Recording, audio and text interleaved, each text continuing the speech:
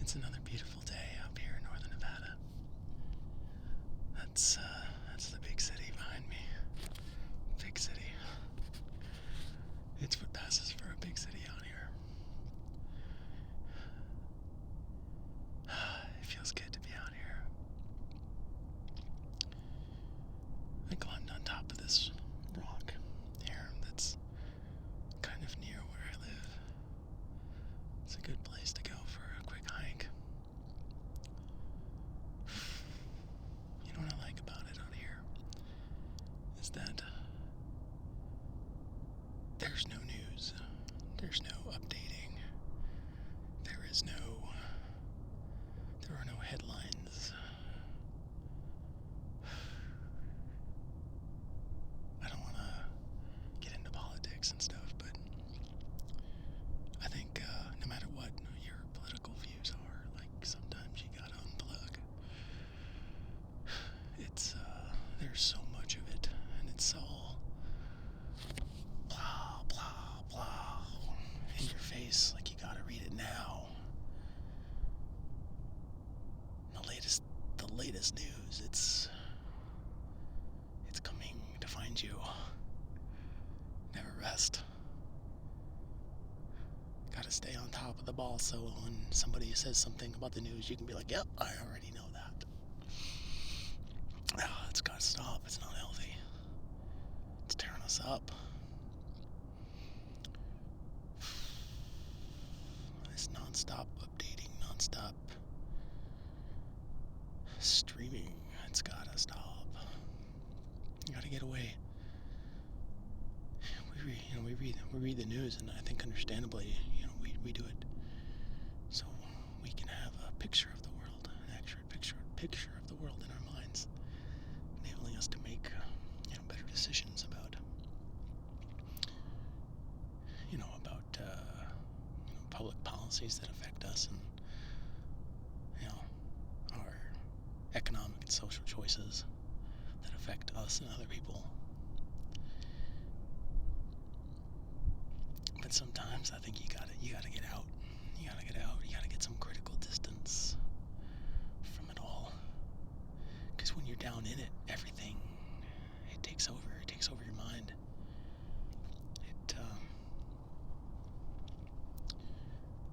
And you start to lose the forest through the trees. You gotta get out.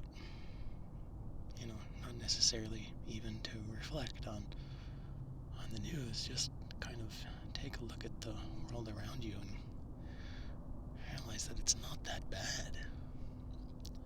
It's not that bad. There's that immediate peril that all of the news, doesn't matter what side of the politics you're on, that's the game. That's what they all do, is that it is all immediate peril.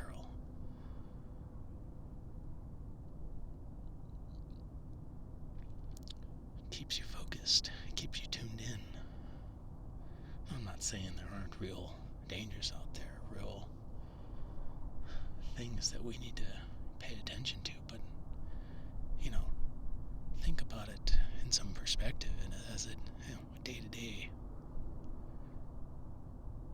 day-to-day behavior, you don't have that much ability to really influence anything on a day-to-day basis. If you really want to be cynical, we really only vote every couple of years. Obviously, our political and economic behavior goes beyond that, but it's important to keep in mind that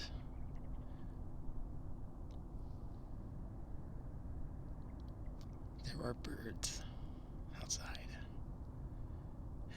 and beautiful views, and if you go outside, I know people on the internet are jerks, but if you go outside and you see people, they're actually mostly pretty nice. Talk to them. They're nice people, even if maybe they go home and they're jerks on the internet. It's really not that bad, the picture we get from the internet and from the media is not the full picture. And that's, I don't know if anybody's really to blame for that. In part, that's because of what we are. It's a perhaps outmoded byproduct of our biological evolution that we're very highly attuned to negative stimuli. Negative things stick out. We see red things faster. Red reminds us, of course, of blood. Why do you think all the fast food, they always have red? Oh, there's a peregrine falcon. Native. Up here. Oh, it's beautiful.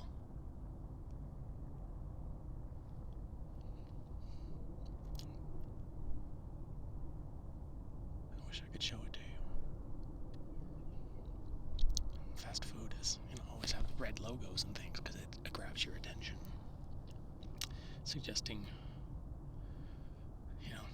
something you should focus on. We're more sensitive to negative stimuli than positive stimuli because negative stimuli can kill you and positive stimuli can help you. But something's gonna kill you, you gotta know now. So the media, I don't know if they consciously know this, but they know what we respond to. That's why all the news is negative. Go look at your feed and it's, oh my god, doom, oh my god, gloom, oh my god, end of the world. Look at this. It's not that bad. And I bet if you go outside, wherever you live, get out for a little bit, leave your cell phone and your iPad,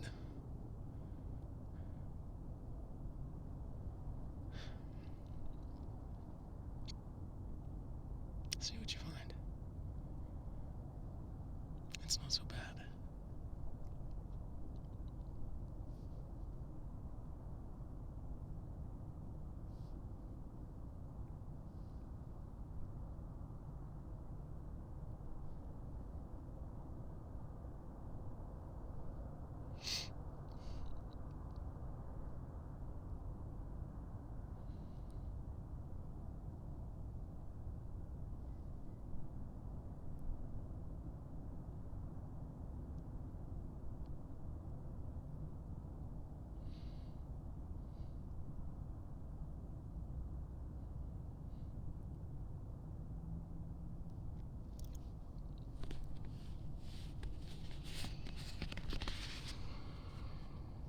See? That's better, isn't it?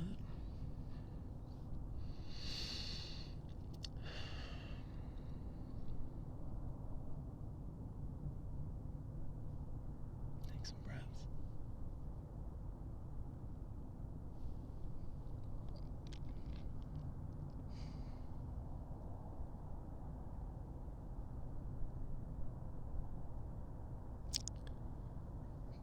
Tune out all of that noise.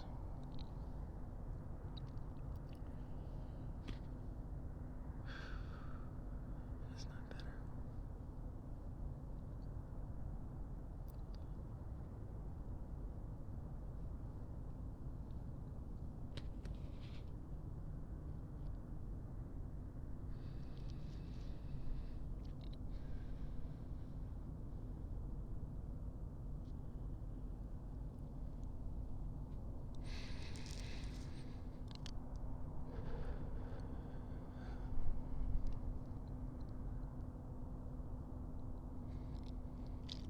Immersed in all of that.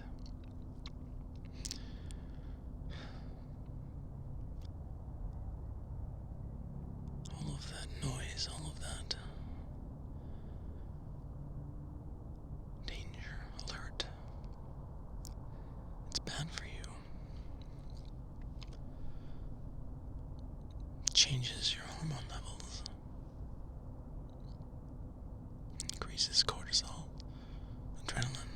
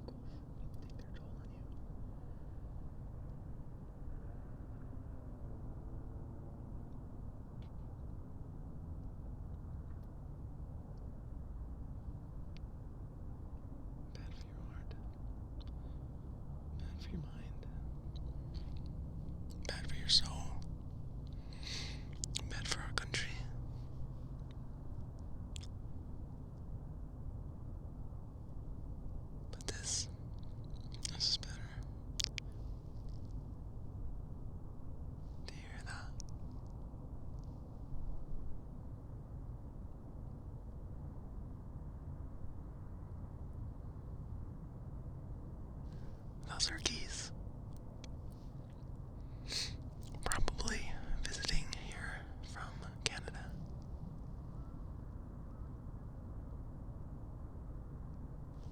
They're migrants of sorts.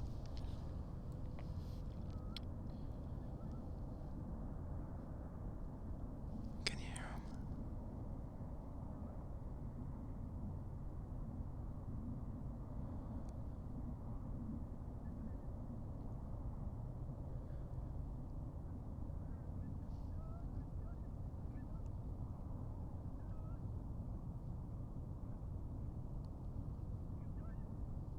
It's kind of interesting to me.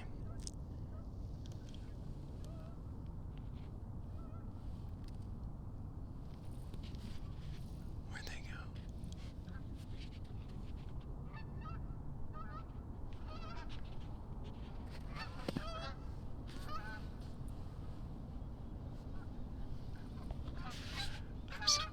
I'm so confused because I'm listening with two pairs of ears right now in different directions.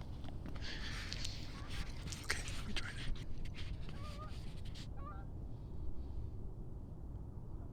Oh, there they are. Oh my god, they're in front of me.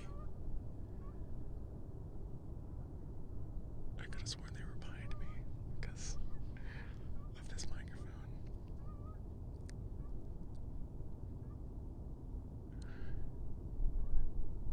That was disorienting. These are monitors. I hear what you hear.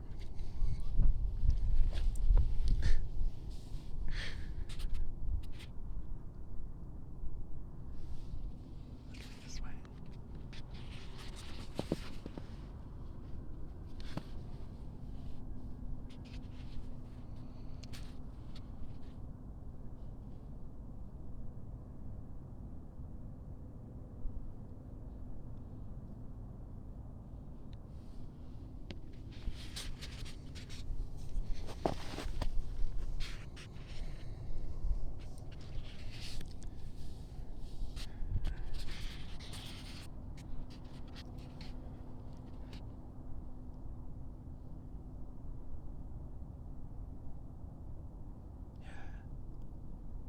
This feels better already. You know, people talk about,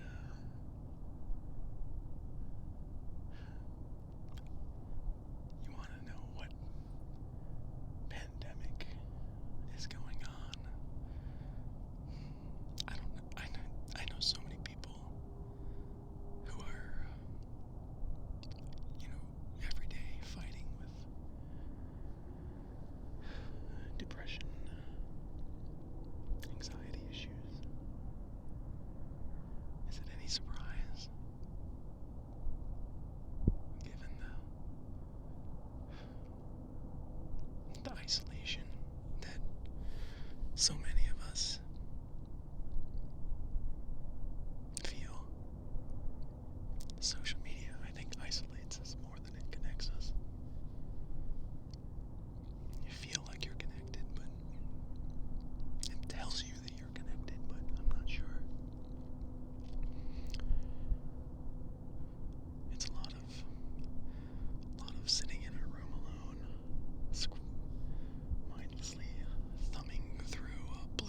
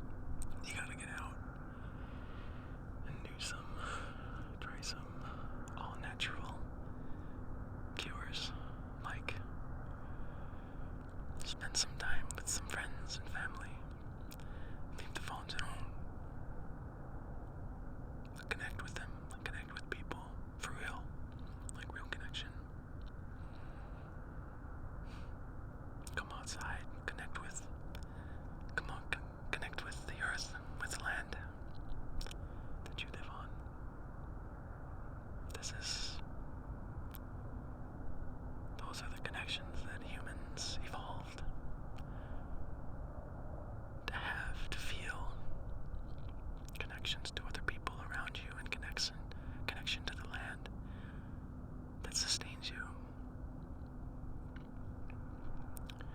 Reestablish those connections. I guarantee you'll feel better.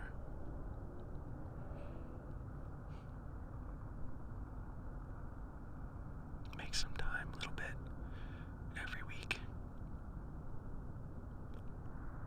I'm not saying you get all, Whole Foods, granola crunch.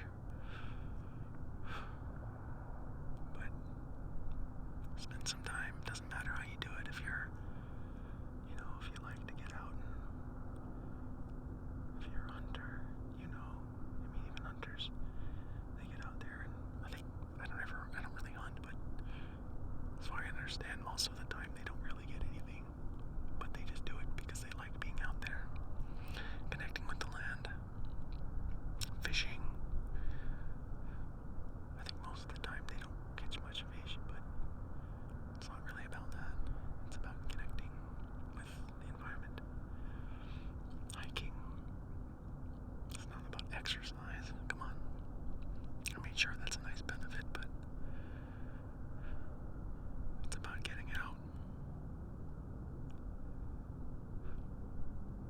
Do some urban hiking.